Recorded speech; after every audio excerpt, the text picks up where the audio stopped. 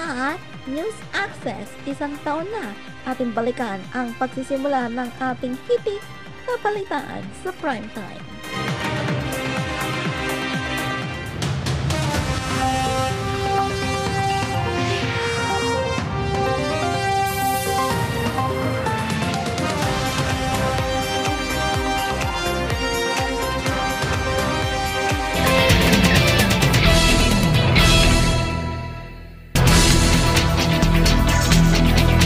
Magandang gabi Pilipinas, ito ang bagong mukha ng Bagbabalita.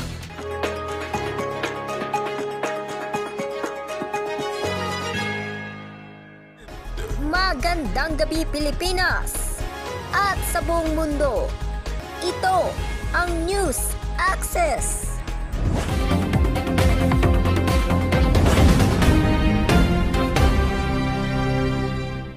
Magandang gabi bayan! Simulan natin ang balitaan.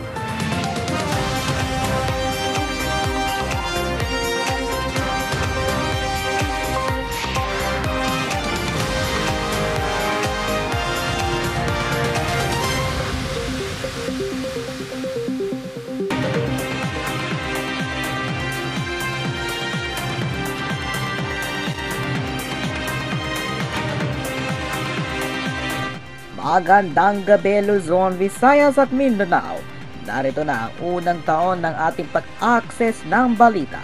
Ako po si Damian Marley Alegre.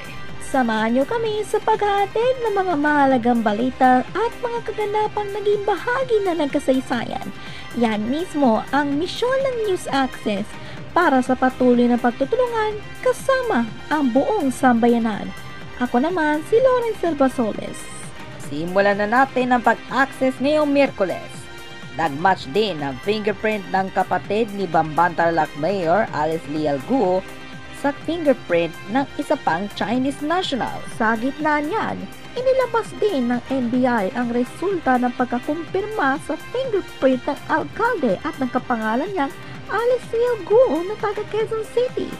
Nag-alok na ng perang pabuya ang NBI para maghanap ng katukayo ng alkalde. Narito ang access report ni Edwin Antonio Tolentino.